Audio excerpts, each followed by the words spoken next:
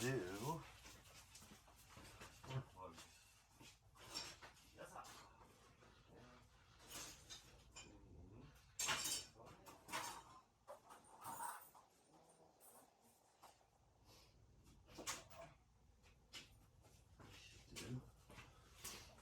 This one.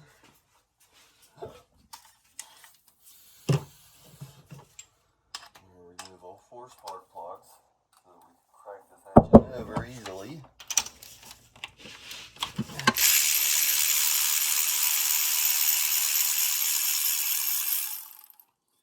Keep them in order you remove them. You want to mix them up. In case this come to find this is a specific cylinder issue, then you might need to examine the plug.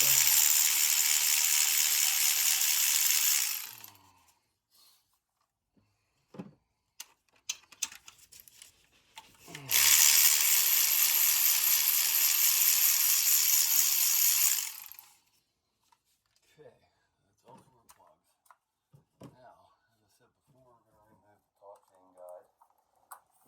Pretty simple, 2 pins.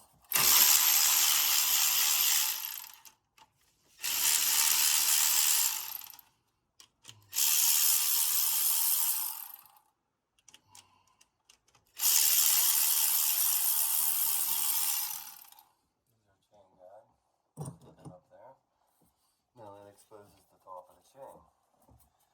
Okay, I'm going to do something else here. We're going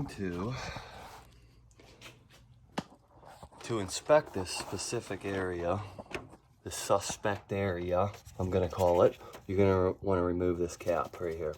So this cam cap for your intake, and then the cam cap for your exhaust, 2 10mm bolts here and here, and these caps will pull straight up off. So that's what we're going to do right now.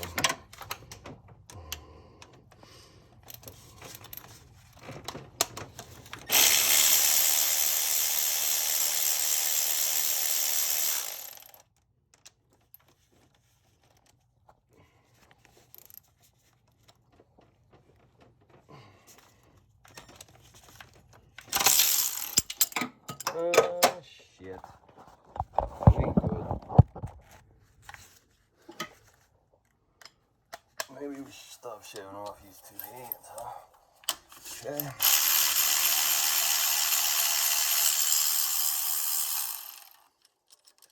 It's cap number 1.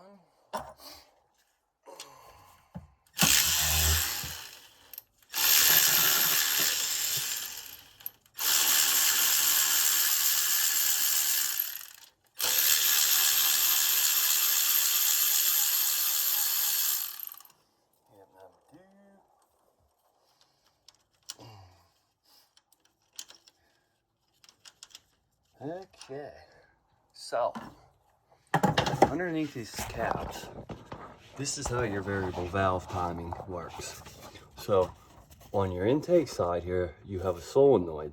This solenoid regulates the oil pressure to this intake cam sprocket, and it uncouples the cam from the sprocket via these little oil ports in here. Now, on both sides of the camshaft, you could see you have 2 little rubber seals here. You have one here and one here. Now, let's say for instance, one of these seals were leaking oil, bypassing the seal. Because underneath the cap, they're like slip ring seals. You can see on the cap these grooves worn into here from those seals.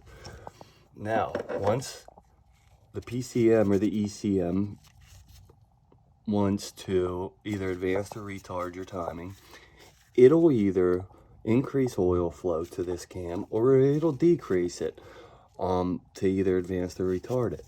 Now, if it's advancing and it's telling this solenoid to open up, allow oil to flow, and uncouple the sprocket from the cam, and oil's leaking out of here, the PCM's not going to see the variance in timing from your cam sensor and your crank sensor correlation. It's going to keep pumping oil via the solenoid. And what that's going to do is, first and foremost, it's going to reduce oil flow to everything else, just due to the fact of losing pressure here from this seal, because the pump's designed for the entire system and how much flow you're going to need throughout the engine. Now, on this engine in particular, I'm going to tell you what I did was exactly what we did here. Okay, except I did not remove these. I kept both of these in place. I put a big tarp underneath this thing because it's going to get messy. I put the intake back on so that I could still see under the engine, and I hooked up the mass airflow sensor. And when I started this engine, their oil was, I put a piece of plexiglass over top of this engine bay to protect me. But the minute the engine was started, oil was shooting right out of this corner. I mean, a stream of oil was shooting out of there, and that should not be. Now, I'm going to tell you, it's going to shoot either out of this side or it's going to come out of the sprocket side. On either cam, both of these cams have the same exact seals. You can see them. If it's doing that, it's going to cause this engine to rumble and not run right at idle. I'm telling you right now. It's an issue that I found, and I've seen nothing about it anywhere. Let me get a cam here for a second. And I'll show you a little better exactly what that setup looks like and what you have to do to actually fix this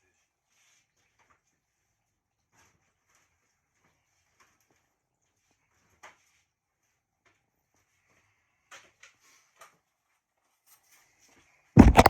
Okay, so let's go here. Here we have, zoom out. Here we have, it's an identical intake cam. Okay, here on the far right is your lobe for your high pressure fuel pump, right? And on the left is our VVT or phaser. You see there's no bolt in it, but under this cam you can see the slip rings on this guy, right? Let's take the phaser off.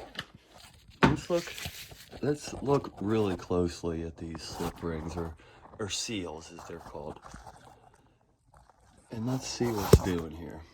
Okay, so on these, you could see if you look real close, I'm trying to get to where they split. You can see that these things are cut on an angle. Let me see if I could open that up. Yeah, right there.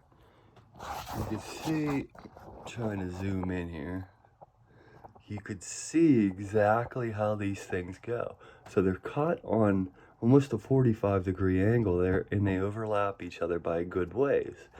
So that overlapping, by engineering it that way, you have less chance of it leak by on this seal due to the amount of surface area that's overlapped. So you can see the two seals here, and this is like a harder rubber material that definitely wears on aluminum.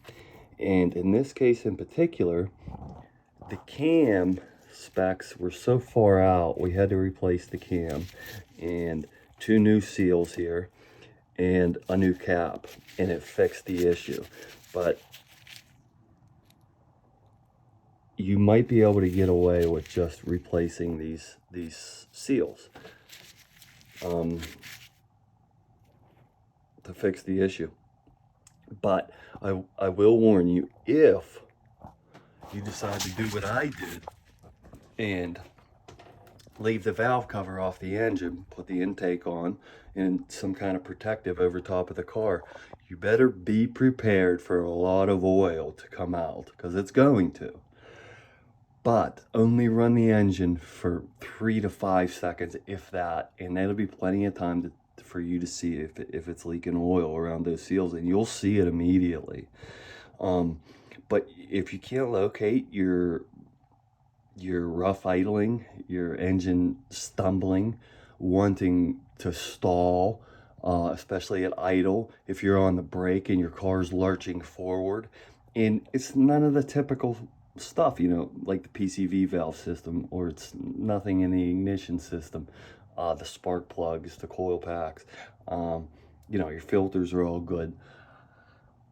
One way, a real simple way that you could test this to see if maybe you do have bad slip rings, or maybe the grooves in your caps are worn too much, is get some oil stabilizer like Lucas, or even this cheaper stuff, this STP oil treatment, and you add this to your oil. And if it helps the problem at all, then there's a high likelihood that these seals on your cam are leaking, because what happens is these products thicken your oil, so they make the viscosity a little bit higher on the oil, sorry, a little bit lower on the oil, so it's not as viscous, it's a heavier fluid, and it's less likely to leak by seals. And if you put that in your oil and it helps with the issue or even solves it, that'll tell you straight away that your seals on your cams are leaking, and they're the variable valve timing seals. They're not easy to find, the part number. I had to dig for it, but let me see if I can locate part number for you guys here.